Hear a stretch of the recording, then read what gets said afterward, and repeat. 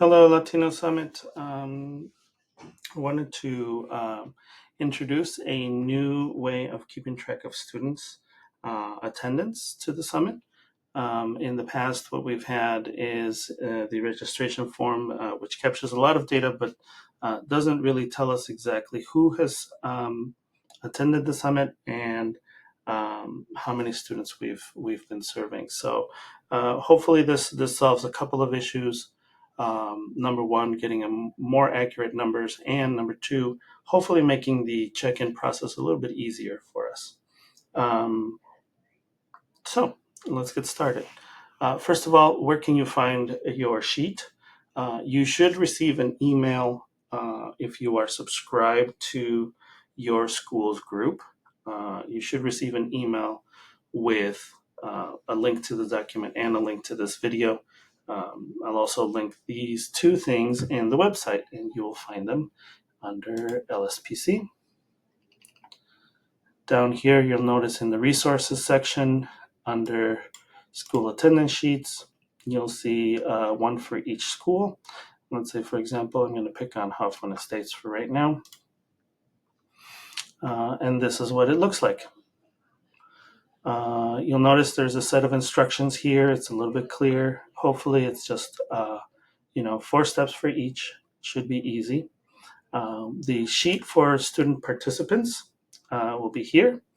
And let's say, for example, there's a couple of things that you want to take a look at. Again, instructions are repeated here, along with number of students and then the number of students allowed per school. This is just a visual. We know that some of these students, for example, we might have shared seats, or maybe one school does not bring an entire group of 25, which is fine.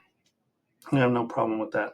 But this will give you a good count. So if you have more than 25 or less than 25, you'll know exactly how much. Okay, so let's take a look. What you will be able to do is before the summit, and this is any time before the summit, these are available as soon as you get this email. They will be available to you. You can start listing your students here. The only thing that we ask is that you also fill out the status. In order for this spreadsheet to work, it needs to have at least the status. So every section, every column here has to be filled up. You will only be allowed to edit the green section here. So anything in the green will be editable. Everything outside of that will give you a warning. So let's say, for example, here we submit this person's email. And then this person here, we also have an email for them. These, by the way, should be school emails. I'm just doing this for the sake of the video. Okay. So in the status, what you can do is you can, for example, select if you're bringing a scholarship winner. Let's say that you received notice that one of your students from 4 years ago has won the scholarship and they want to be on the bus with you. So in order for them to not count against your total number, but they will be coming on the bus with you, you can select scholarship winner, and then we'll have a count of all the scholarship winners that you get. If this person is a scholarship winner, then they don't need to submit an entrance survey or an exit survey. So it says here, survey is not required.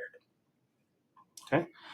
You'll also notice that they do not count against your total number of students or participating students that are coming.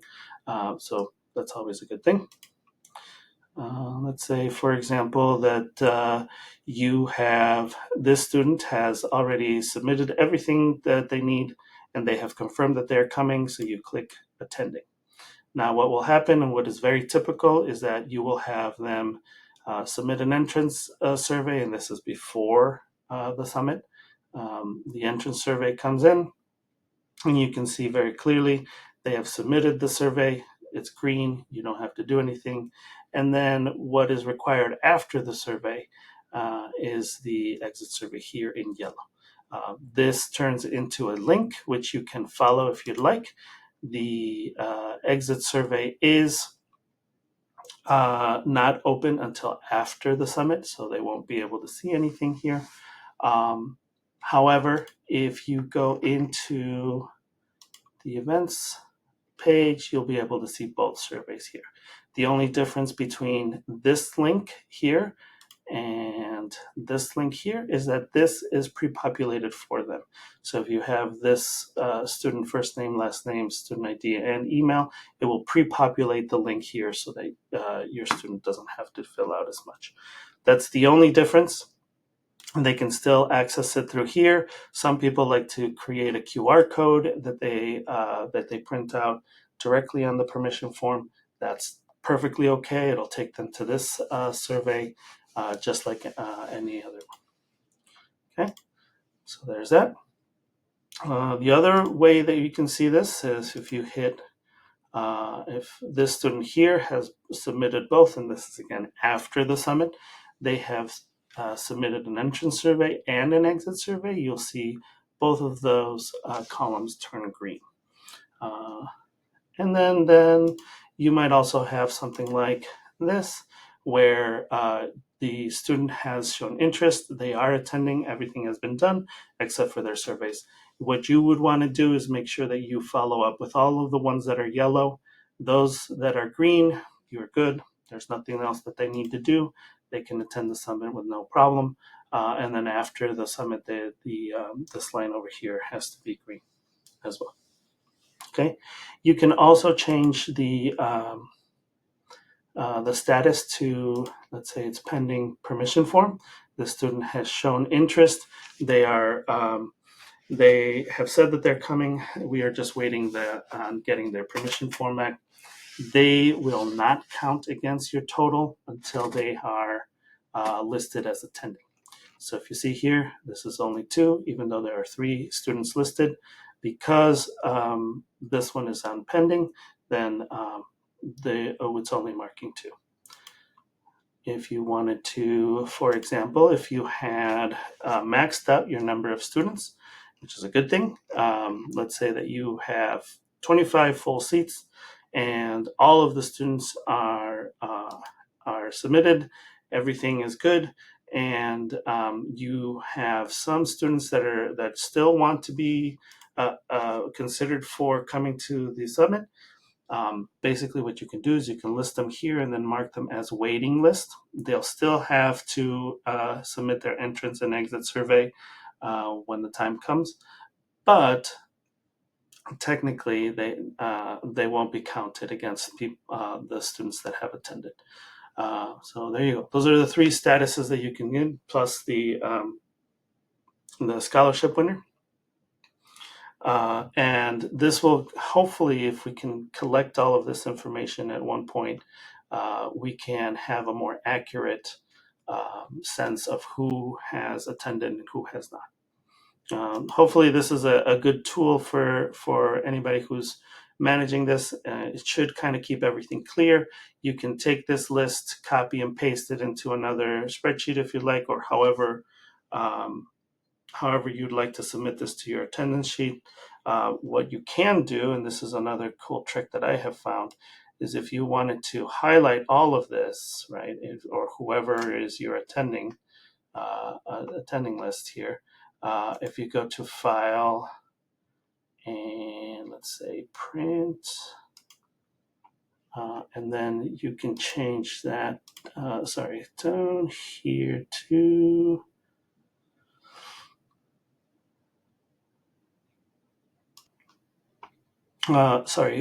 here under the print, you go to selected cells and you have here now a very nice attendance list that you can click next and then hit save as PDF and then submit that to your attendance if you'd like.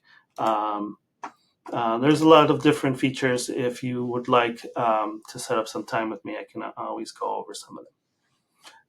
Okay. Then the last thing that we would need is right before the summit, what we're going to be doing is we're going to be checking that this check mark here is done. This will send us a message that your list has been finalized. and you are now ready to attend the summit with your school. When you come in to check in, what we will do is we will check, number one, that this has been checked and that the numbers match. So, for example, you're saying, I have 10 students. It says here the number of students attending is 10. Okay, you're good. Go into the gym.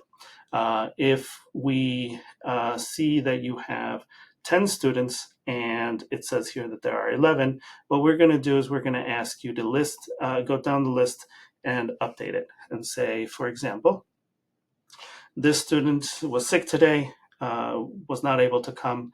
Can you please either delete, so you can select and delete, or you can assign them something else like waiting list, right? And then that way it will adjust the number here, and then once the numbers match, then you'll be able to get in. Okay.